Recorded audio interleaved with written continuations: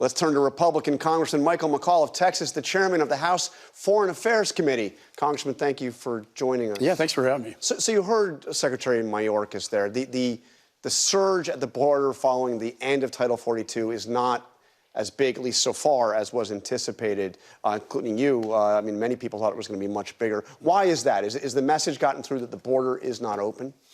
I don't think so. I do think there are caravans going up. I think they still want to get in. My governor, my home state, has put Texas National Guard and DHS CBP troops on the border to stop the influx.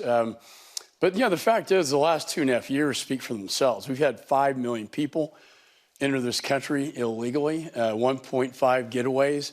It's unsustainable. And I really enjoyed the federal judge, they're usually fairly objective, saying that this was the defendant, in this case, the United States of America, right, of its own making, this crisis.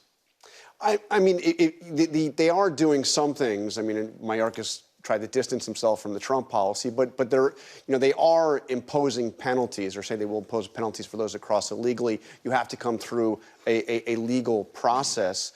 Do you support that?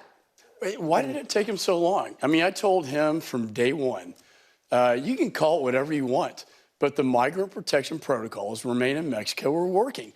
Why? Because political asylum's been abused by the cartels, and when they get into the United States, whether they have legitimate claims or not, they're released into our society, and then you have 5 million people without any legal status.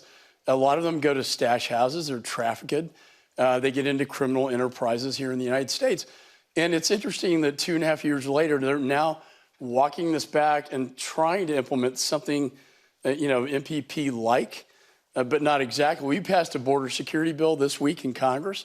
And my portion was to codify and authorize into law the migrant protection protocols. So you passed that bill as entirely party lines. Is there any, I mean, obviously the solution here, everybody is saying, and has been saying it for years, is you need to have Congress do another immigration reform bill. Is there any, are you having any negotiations on the other side of the aisle on this? Yeah, and I chaired a Homeland Security Committee. We did a lot of border bills, bipartisan. I think there's room for that. I think this was kind of our big, bold blueprint, if you will, that if we got the Senate and the White House, this is what Republicans would pass.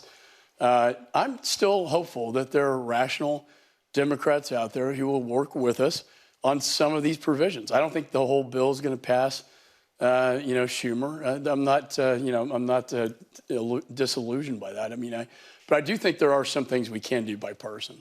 All right, I also need to ask you about the debt ceiling showdown. We heard from President Trump saying, basically endorsing, not basically, but endorsing the idea of default.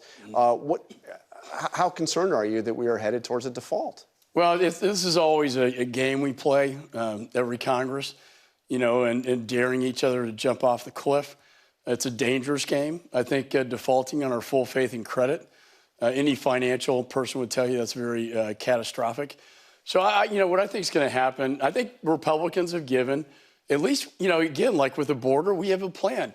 They said we couldn't govern. We got a border bill passed. But as you know, that plan is dead on arrival with Democrats. And look, you voted for debt ceiling increases under President Trump. Was it 3 times? And he historically high deficits under Donald Trump. I mean, this guy's not somebody who cut spending. Well, so why not? But the point is, we've come forward with our plan. Now the president's got to come back with what his plan is. I think we were reasonable to say we're willing to raise the debt ceiling, but we want meaningful spending cuts and capping spending at 2022 levels. I want to play something that Chairman of the Joint Chiefs of Staff had to say about how the world is looking at this debate. China right now describes us in their open speeches, et cetera, as a declining power. Defaulting on the debt will only reinforce that thought and embolden China and increase risk to the United States. Are you worried? I mean, you're chairman of the House Foreign Affairs Committee. Are you worried about the national security? Sure. Our adversaries look at this very closely. They look at when we're divided, too, as a nation. I think they would love nothing more, particularly China, to see us default, our full faith and credit under the Constitution. I took a note to the Constitution. I think defaulting is not the right path to go down.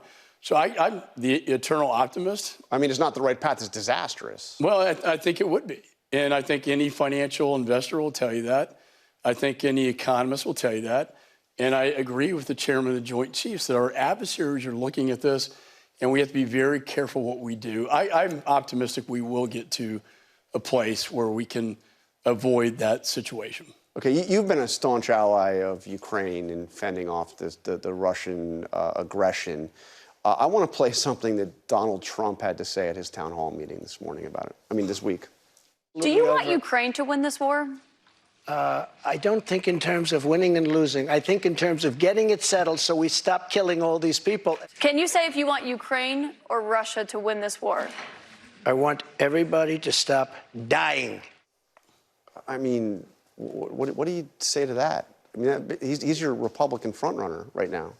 Well, and I think Donald Trump... And he can't say whether or not he wants Ukraine to win against Russian aggression. I think he always thinks in terms of winning and losing. I will say this. I think what he is thinking is that this counteroffensive, which is happening soon, will be so successful that we can have a ceasefire and maybe get to a negotiating phase. Do I want Ukraine to win? Of course. That's why I wanted the administration to put everything they had into this conflict so they could win. And thank God the Brits stepped it up when this administration went put the longer-range artillery to hit Crimea.